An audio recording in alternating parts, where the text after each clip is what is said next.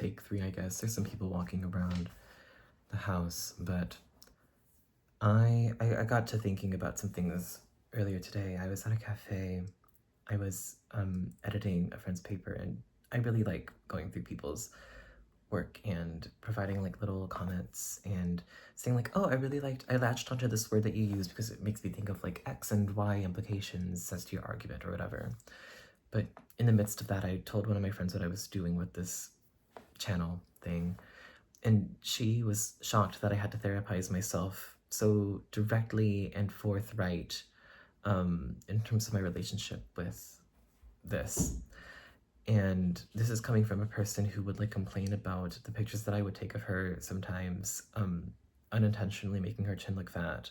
The difference though that she outlined between me and her was that she doesn't actually think her chin is fat. It's just that the camera adds 10 pounds, but for me somehow I genuinely do think that I look reprehensible most times unless I like fix my face. And I think that was really, I guess, like the phrase, I guess, to anchor everything that I've been like trying to talk about, because this is the third take now, fixing my face. I should also, May 16, 7:36 p.m. I feel like I should add like a timestamp for every single time that I do one of these, but I guess to start,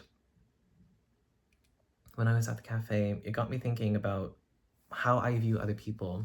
I'm a regular at this place, and I've seen so many different people walk through the doors, but everyone that I see, for some reason, I just get this sense, and maybe it's just because I'm finally out of the house that one time in the day, I just get this incredible sense that everyone is beautiful. Like, genuinely, like, from the perspective of a portrait artist, everyone has their own sort of beauty that I would like to draw. I get the sense that no matter the angle, no matter if they're put together or not, there is a distinctive consistency to a person's like appearance, like a distinctive aura that is worthy of capturing in a portrait or whatever, and that no matter the angle, any portrait would be good because it is of them and they are who they are, and who they are is good.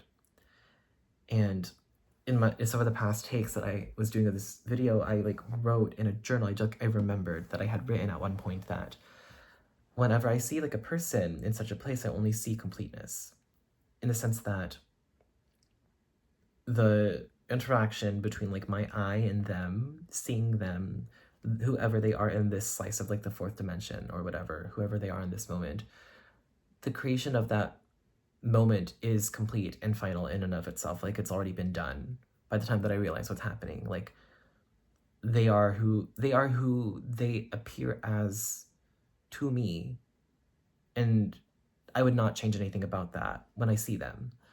I don't think of that, because for me, who they are is who they are. This is just what I'm being presented. And that for that completeness, it is final, and it's kind of like, you can't really argue with that. Like, it's good. This is good.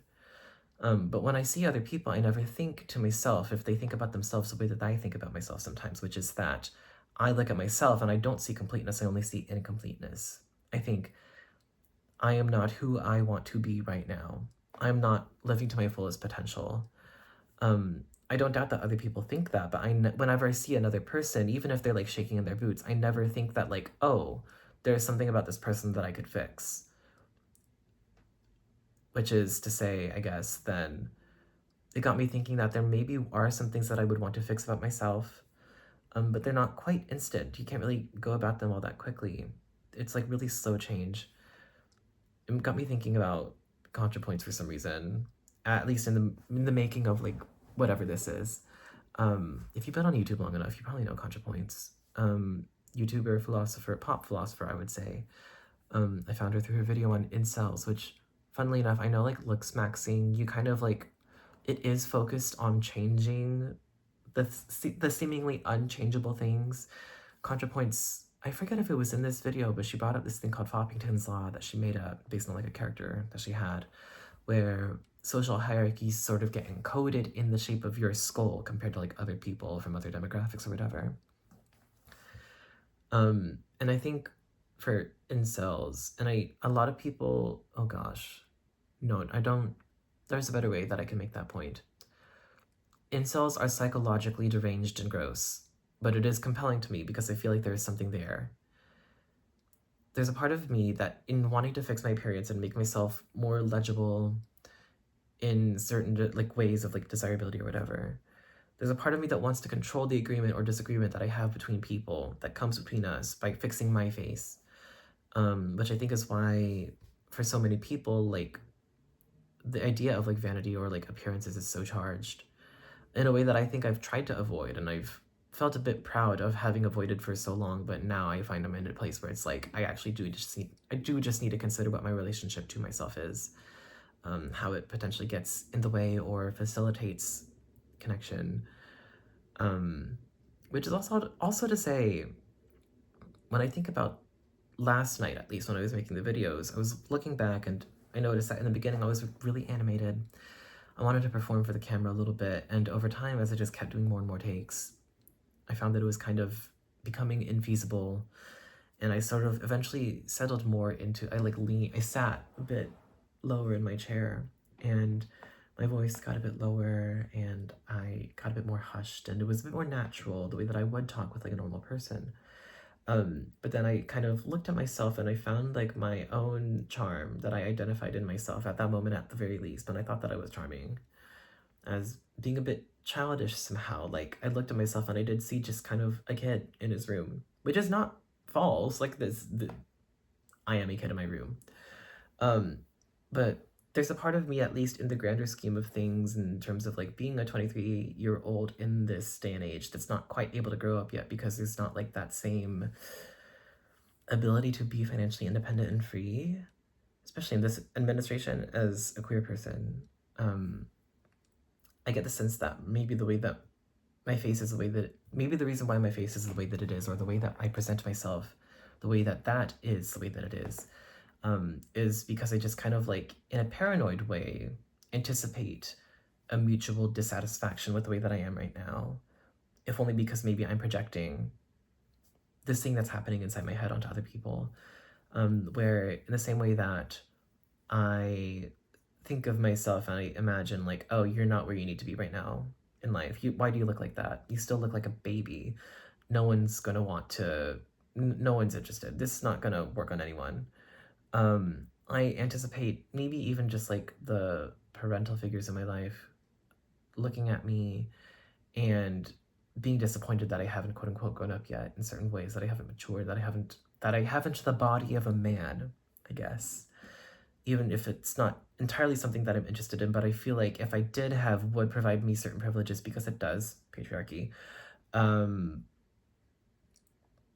Yeah, I don't know. I just get the sense that no one is content with the way that I am, or the way that I look, and I think the dissatisfaction that I have with that arrangement makes itself apparent in the way that I come off or look to people. But even with that, I still want to be kind. I still, the working title that I had for this, like, for the bullet point list that I made to talk about these things is just a quote from Joni Mitchell, Court and Spark. He saw me mistrusting and still acting kind. I would want for someone to be able to recognize this thing that's happening in my brain, though, again, I think my mean mug prevents that from happening. The goal for me is for me to be able to agree with someone that this is who I am and what I am is good. Which probably I, offhandedly, like at the end of the last take, I was like, I should probably bring this to my therapist. It probably does have to do with, I guess, the mutual dissatisfaction that I felt that my parents had with me, and the dissatisfaction that I had with myself growing up gay in a Catholic household.